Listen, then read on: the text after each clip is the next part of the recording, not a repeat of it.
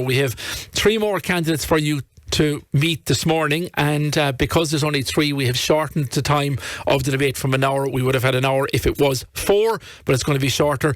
We have Linda Gordon-Kelleher, who's running for Fianna Fáil. We have Thomas McEllistrim, former TD for Fianna Fáil, now running as an independent candidate for Independent Ireland, and Stephanie O'Shea of Sinn Féin, who ran for that party in the recent local elections. Just wanted to mention as well, we had hoped to have Katrina O'Sullivan of AN 2 as part of our panel this morning. Unfortunately, she has had a family bereavement. Her uncle passed away in Dublin, and the funeral takes place this morning, so our thoughts are with her and her family, and we will catch up with her a little bit later on over the next number of days in terms of her views as she looks for your number 1 vote in this election. But as I said, our thoughts are with her family and friends as the family bereavement has taken precedence this morning. Good morning to all of you, and thanks for joining us on the programme this morning.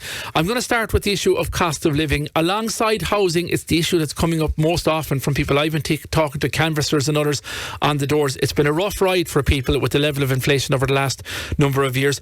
Thomas McEllistrim, can I ask you, what would you do, or what would Independent Ireland do on cost of living if you get elected to the next Dáil? Good morning, Jerry, and good morning, listeners. The cost of living is one of the biggest issues that's coming up on the doorsteps, definitely. The other one would be housing and health and immigration and other issues. But it's definitely in the top 1 or 2 that's coming up constantly on the doorsteps, because a lot of people are really struggling to make ends meet. And, they're waiting for their cheque to come in at the end of the week. They're paying their bills and they're only barely getting to it. And I met one lady and she said she leaves the kids sleep out on a Saturday morning because she can't afford the breakfast, and she leaves them sleep in until lunchtime. And look, I'll be campaigning for urgent measures which I think are badly needed to bring relief to hard-pressed workers, carers and families. I think the government last year said they had 67 billion left over in the bank, and I think 1 or 2 billion could be taken out of that for these measures, and I feel we should... Did they not do enough in this budget? Double benefit payments, double child benefit, social welfare increases? I'll acknowledge what was done, but I think a lot more needs to be done. And I'd be for reducing the VAT or the carbon tax and excise duty and carbon tax on diesel and petrol, and to increase the mortgage interest relief, increase the welfare, social protection payments, I think would be important. Nearly 20% of the people are living in poverty, and due to the increases in the prices in fuel, in groceries and energy costs. And so I'll be pushing for a reduction in the fuel taxes during this cost of living crisis that we're going through. And the cost of living crisis is causing huge distress and suffering through Tralee that I'm picking up here on the doors and all around Kerry and the whole country. How would you counter the argument then on the carbon tax, that it's only a small portion of the overall cost? It's the excise and the international factors in the price of a barrel of oil in relation to that. And if we don't have a carbon tax, how do we address the climate issue and reduce our emissions? Well, would you abandon that? Do you believe in that? I think we should freeze and reform the carbon tax, and I think maybe in the property tax and the universal social charge for the over 65s, I think that would be a very welcome measure to do something like that for the older people.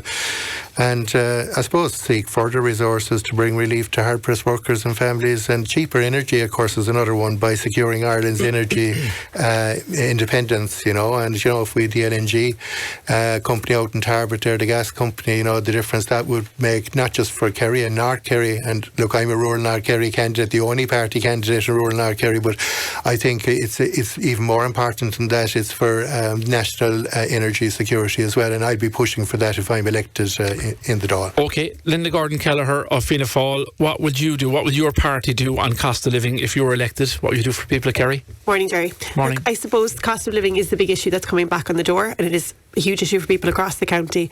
We've brought in a raft of measures to try and tackle that in the last budget. We put more money in people's pockets with the double payments, with the electricity credits. And that is a key area, and Thomas has touched on it there, because we do need energy security, and that's a big issue in this country.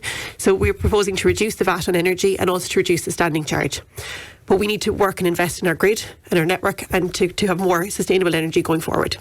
We're also bringing in measures like you mentioned inflation there, Derek, and we have brought the inflation rate down in this country. It's down below 2%. We now have one of the lowest rates in the OECD, so we have to acknowledge the good work that has been done in that area, but also acknowledge that there are challenges. And look, childcare is a huge cost.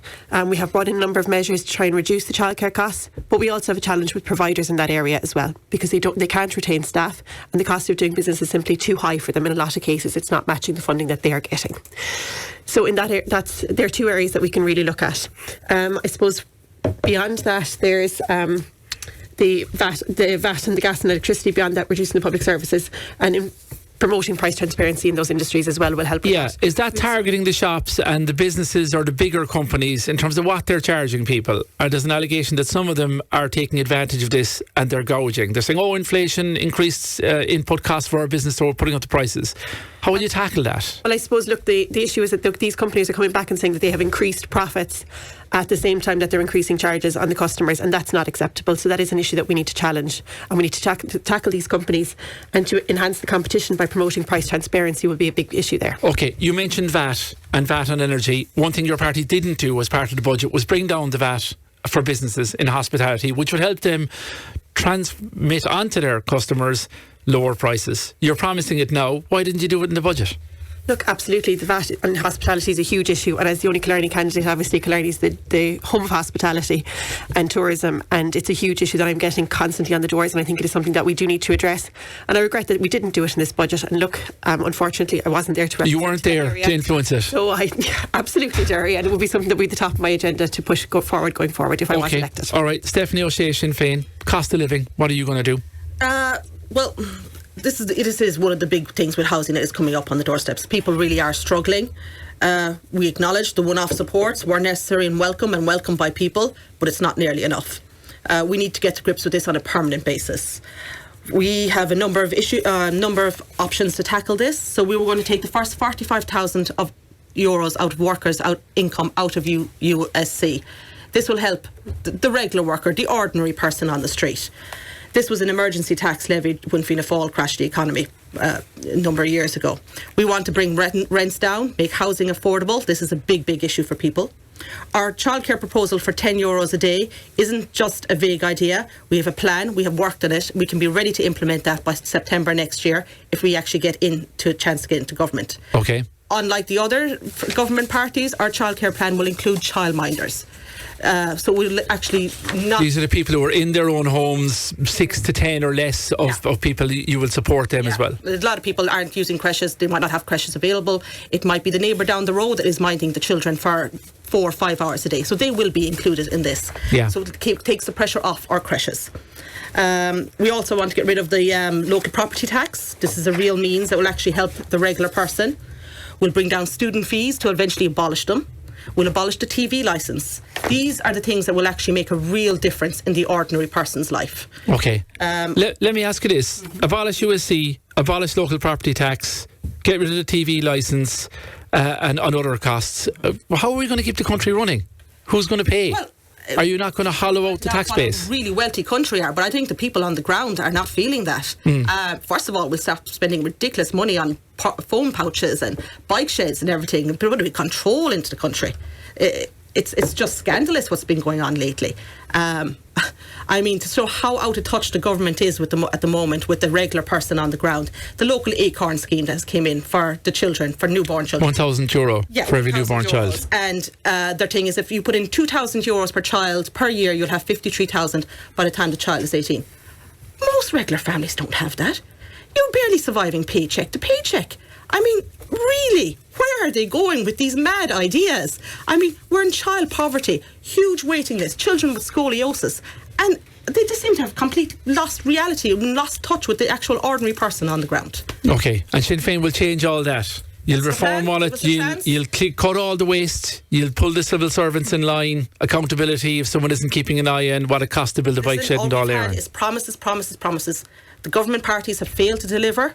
Give us a chance, put us in government and see what we can do. If you don't want to see your grandchildren growing up on a TV screen or on a phone screen over in abroad, vote Sinn Féin, because it really, at the moment, my generation and the generation under us have been failed completely by the government party. OK, all right, we're going to talk more about that. We'll talk about the issue of housing and others. If you have a view on what the candidates are saying or what's important for you and what you'd like to hear from them, get in touch with us on the show, 066 712 3666. More with our 3 candidates after we take these. I'm talking with our three candidates in relation to election 2024 and the issues that matter to you. I want to talk about housing.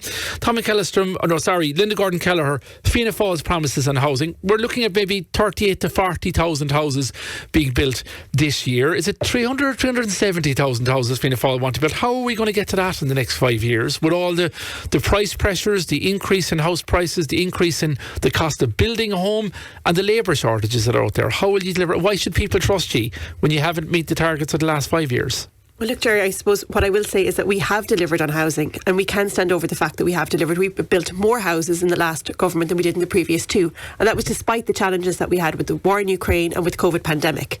So we are delivering, and I take issue with what Stephanie said, because the government has delivered in that area.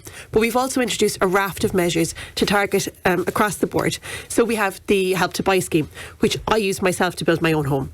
We have the vacant property tax, which is bringing more stock back into the market. The vacant property tax, which will bring stock back into the market, but is also supported with the vacant property and derelict property grants, which will support people to bring these homes back into circulation. We've also abolished, for people who go into nursing homes and are availing of the Fair Deal scheme, they can now rent out their property without that affecting the scheme. So that's helping the stock all the time. But the reality is we need to build more houses at pace. And we have taken steps to do that by amending the planning legislation and passing the new planning bill, which will tackle the delays that have been an issue.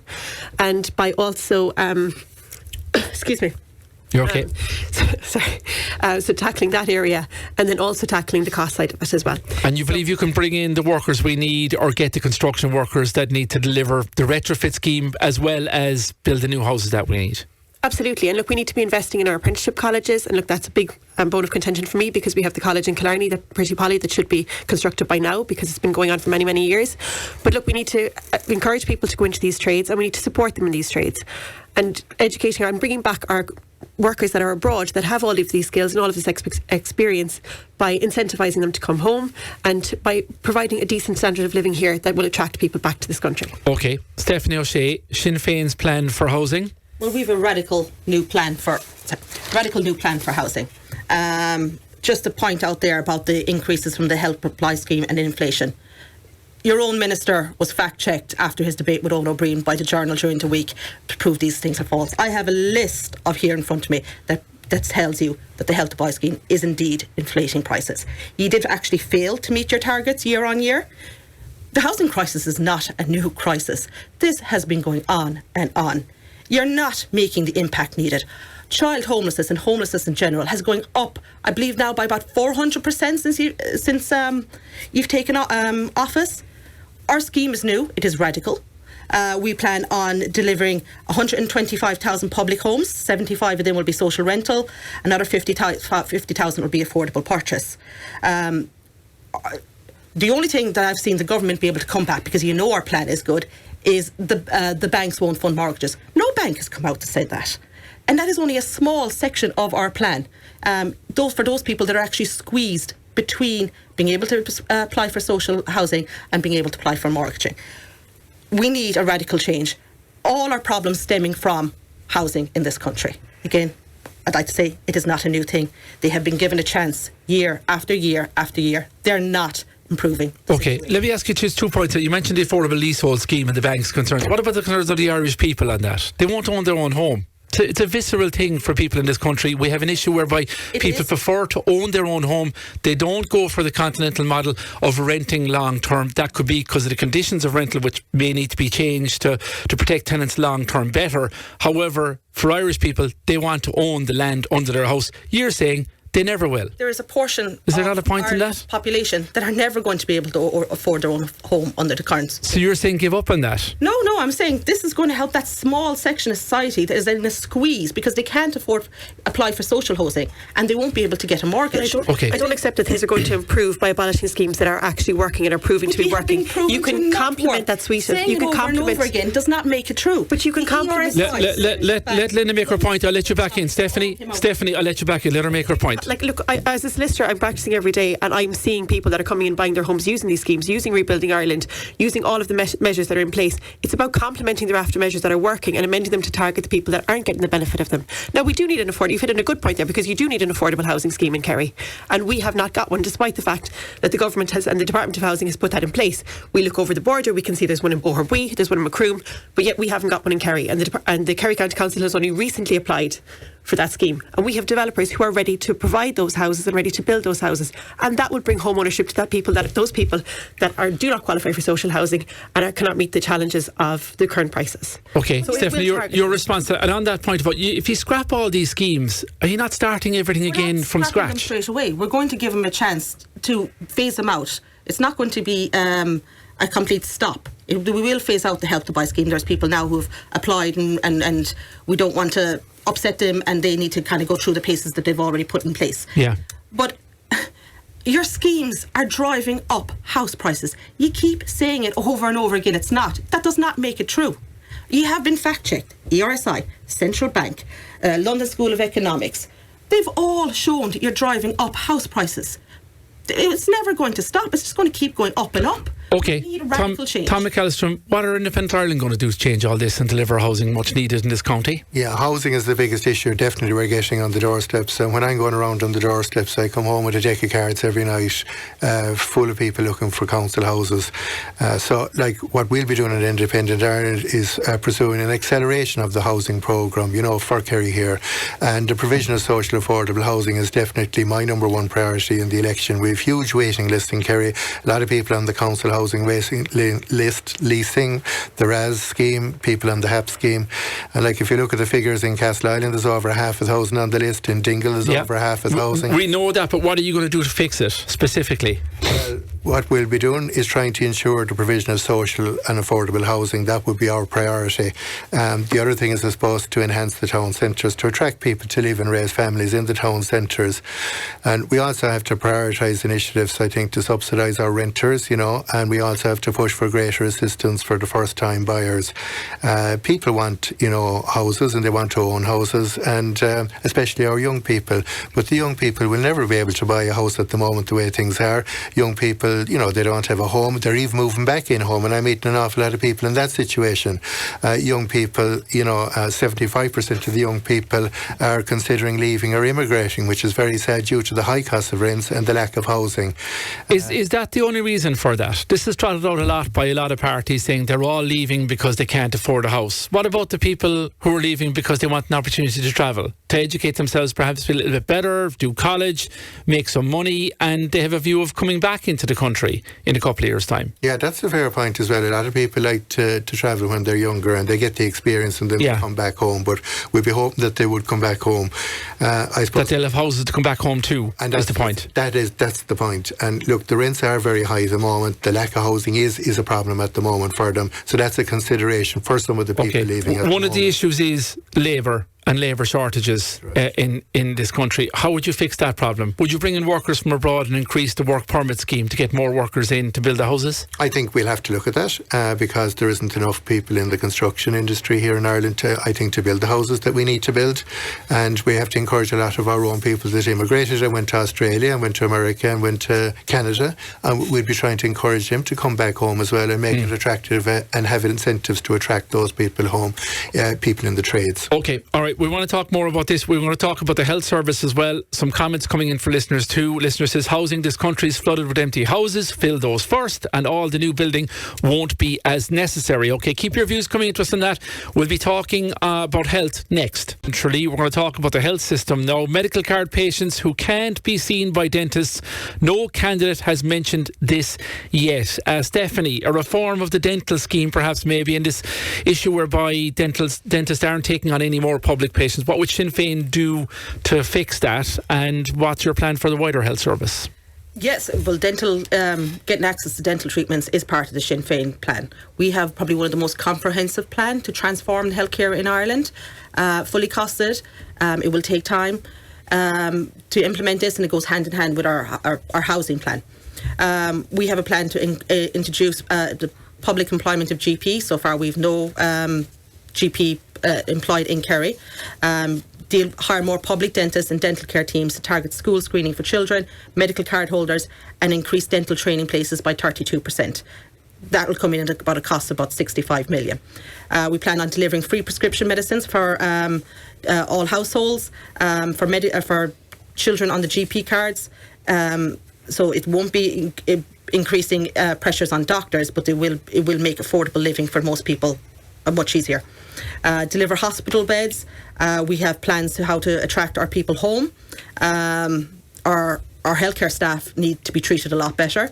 The pressure and the burnout that they experience is unreal. Recruitment at the core of all of that. Will you fix that difficult problem of trying to get enough people, enough staff in all the areas to alleviate the burnout? That would be, yes. Because it's not an easy fix despite what's been promised. Like, I mean, how many years are we talking about trolley crises? Again, promises that have never been delivered by the current government. Would you not concede, though, that they are delivering at a higher level than they have been, because population increases come into that as well? Yes, but... And you'll probably face the same pressures when you get into power. Talk to our nurses and on the floor of any A&E or any ward, in that matter, in the hospitals. The pressure that they are put under is unbelievable. I do feel that our government has about the same respect for nurses as they do our teachers, which is not a lot by current comments recently. We have to make living and working easier for our nurses. We don't want them to come out of college and to go straight aboard where they have set hours, proper pay, and basically make it a job that they want to stay in and that they can afford to stay here in Ireland, get their home, raise their family. Okay. Tom McEllistrim, what would you do to fix our health service? UHK, the waiting trolleys, the recruitment crisis that we see in our health service? Well, what we'll be doing in Independent we'll be advocating for further improvements in our healthcare access at University Hospital Kerry and mental health initiatives. The big thing here would be reducing the waiting list substantially through the recruitment of frontline medical staff in University Hospital Kerry.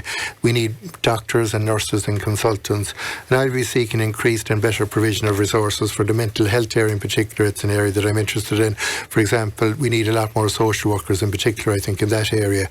I think the failure of the government not to invest maybe 1 or 2 billion of the 70 billion they said in the bank, last year in health, I think it would have made a big difference, because we see people there waiting, for beds. We see people waiting on trolleys on the corridor, in this day and age, clogging up corridors. We see people waiting for operations for a long time. We see people waiting in the A&E, and not only are they not seen that day, they have to come back again the next day. And, I think we have to be fighting for more beds and for more staff and more funding for our hospital. We need urgent reform of the HSE as well, I believe, because I think the system is broken. How would you reform it? I think, we had the old Southern Health Board long ago, and I think it was smaller, and I think it gave the councillors more access as well. And would you be able to tackle the unions on that problem? It's easy to say it, break it up, we'll transfer people here, transfer people there. Then you have to sit down in a room with the vested interests that are in our health service, some of whom are very resistant to change. Yeah, would you fix that? Yeah, I think the current system is broken, so I think we have to look. I think the HSE system in its present format is big and unwieldy. I think if we went back to the old Southern Health Boards the way we had it, it would be smaller, and the Kerry and Cork ones would have more access, I would think, and the public representatives would. So, I won't be giving up anyway, and I think Independent Ireland will support me, to get the health service that we deserve here in Kerry. Also, I think we need to provide, the access for the dental service. That's a very important issue, and that's obviously a priority, and it's a big one that we're getting on the doorsteps as well. Linda Gordon-Kelleher, Stephen Donnelly is the Minister for Health over the last 5 years. I'm sure you're telling me he's doing a great job, but we still have these unsolved problems in our health service. What's your response to what the other candidates said and what Fianna Fáil will do it over the next 5 years? Absolutely. Look, there are challenges in the system, and we all acknowledge the issues that are there. And look, Minister Donnelly has this budget was one of the largest budgets we've ever had in health, so it's not a lack of investment, but we need to look at targeting these measures to be most effective. So I think one of the key areas is going to be primary care and preventative measures to getting ahead of the problems. We've 2 new primary care centres gone in for planning permission, one in Killarney and one in Kelleher. It's taken many, many years to get to this stage, but I'm delighted it's there, and I'm hoping to see a commitment on the delivery of these services very quickly, because it has been shown that primary care centres do help with recruitment to GPs, and they do help with retention of GPs, and that is a huge issue across South Kerry. Beyond that, we need to look at setting up a minor injuries clinic. Fianna Fáil have a commitment to 15 minor injuries clinics across the country, and I want to see that done in Killarney. I think the old district hospital site would be perfect for that.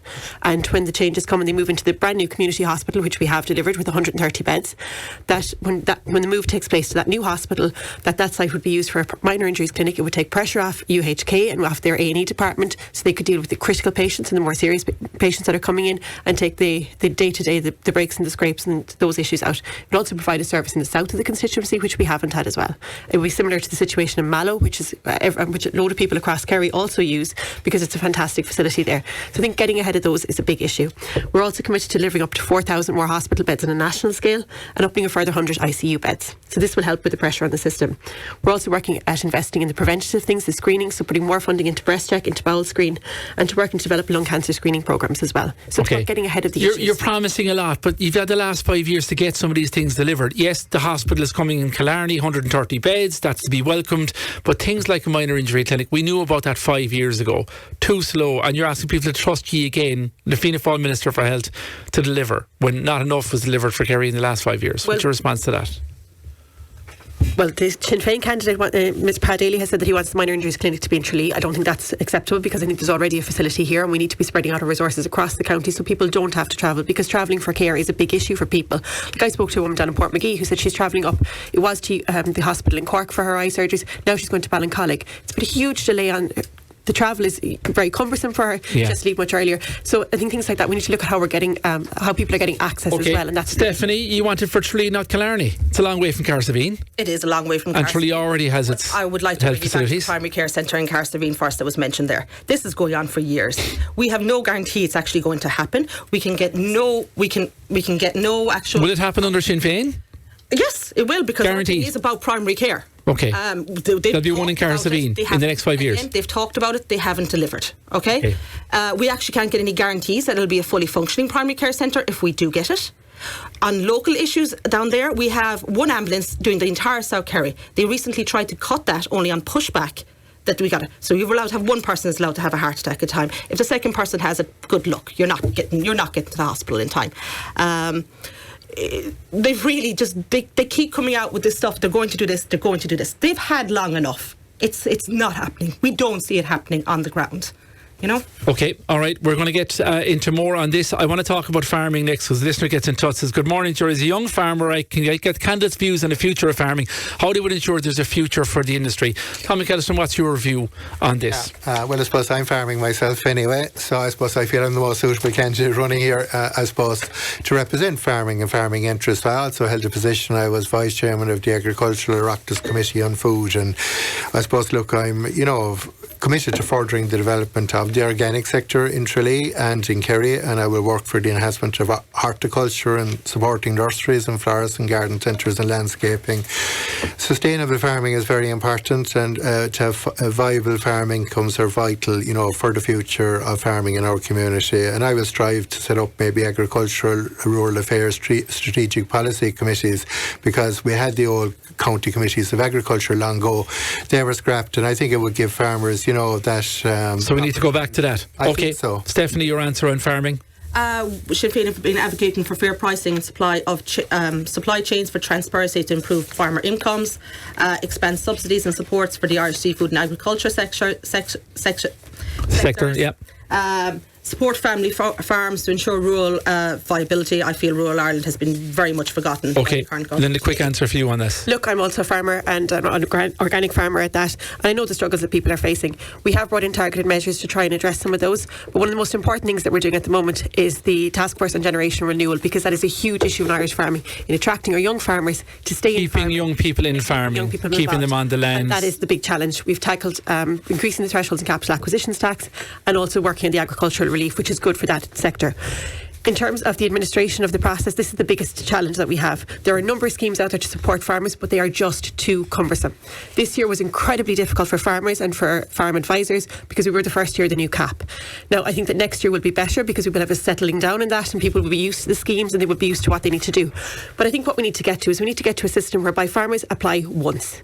That you submit a document at the end of the year, and it is effectively a report on your farm. You put in your inputs, you put in your outputs, you put in your feed costs, you put in your stocking levels, and you submit submit that to the department, and the department do the work from there. So you're not buried in paperwork. Exactly, because farmers cannot possibly keep up with the level of paperwork that is there. Yeah. With the penalties that are in place is a huge issue. With the clawbacks, they've no security. We saw what happened with the acres, with people's payments being delayed, and with the issues they had there in the not getting payments they were relying on. Let me ask you one question for all of you to finish, and it's a brief question, a brief answer. It's about what happens if you get into power, if your parties or organisations get into power. Stephanie O'Shea, what do you say to the idea, as things stand now, with the numbers the way they are looking, barring a major shock in the next number of days, that Sinn Féin will have a certain number, but no clear path to power, unless it's a deal with Fianna Fáil to get into power, to deliver on what you're saying, that voters going in, they're voting yes for a candidate, but they're also voting for what government they want in the next 5 years, that the way things look at the moment, you're not going to win outright, maybe not, maybe you will, I could be wrong, but the likelihood is, what's your response to that? A vote for Sinn Féin will not get you a government TD. What's your response? Well, a vote for Sinn Féin could get you a government TD. It's very likely to happen. We're fielding 71 candidates. We're here to lead. We are aiming to get into government. Will the left get together? If it is to keep Fine Gael and Fianna Fáil out for once, would you put it together I would like to give a real alternative? I'd give a real alternative. For 100 years, it's not working. Young people, we're leaving by the droves. We need a radical change in this country at this stage. Okay, we can't have more and more of the same. It's not working. Tom McEllistrim, can I ask you, Independent Ireland, you'll have to get in, won't you? If you want to deliver any of these, what's the point in electing another independent TD who's not in power? That's the whole reason Independent Ireland was set up, wasn't it? It was, yeah. To do a deal. That's exactly, that we group together and that we have numbers, we have clout with numbers. We're running 28 candidates nationally, and we're hoping to get into government and probably have the balance of power. Will you talk to everybody and anybody? We're going to rule nothing in and rule nothing out, and we look at all options, and we have to respect the electorate to what they throw up to us. And I think Independent Ireland is a force to be reckoned with and offers a real choice, a real alternative, and can deliver real change. And I think we'll have a lot of new TDs elected. We have Michael Collins in Limerick, and we've in Cork, and Richard O'Donoghue in Limerick, and we've Michael Fitzmaurice and Roscommon in Galway. I think we can get into double digits, and I think probably we could be maybe in the balance of power instead of the Greens, maybe replace the Greens, and I believe we'll be in there at the negotiations, at the formation of the next government. And I suppose I have the experience of being in government before. I was 2 terms, I was elected and re-elected, and the 4 big blocks in the opinion polls at the moment are Fianna Fáil, Fine Gael, the Independents, and Independents are doing very well. They're in the top 2. Linda, final question for you. What do you say of criticism? You would be first time in the Dáil. You've been an experienced TD. You wouldn't be at the cabinet table even if you are elected. Look, I suppose I'm not inexperienced in terms of politics because I've been working for the last 10 years. I think I have a lot of life experience that I bring to the table as well, because I'm a mother of 4, I'm a farmer, I'm a business person, I've been a solicitor, so I've been advocating for people for many, many years, so I know the business of that.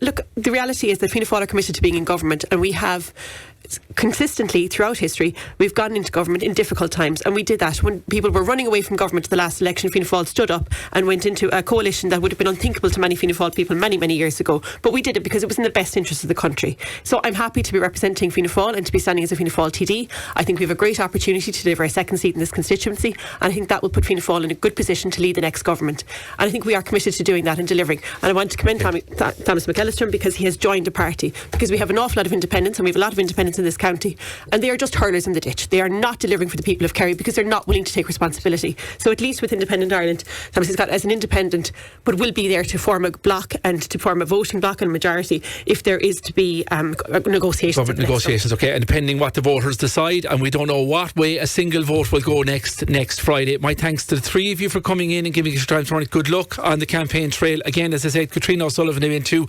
Unfortunately, a family bereavement for her, precluding her. We'll be talking to her in the next number of days to get her views on behalf of AN2 as well in the programme. My thanks to Stephanie O'Shea of Sinn Féin, Tom McEllistrim, Independent Ireland, Linda Gordon Kelleher of Fianna Fáil. Stay tuned, more comments on the way.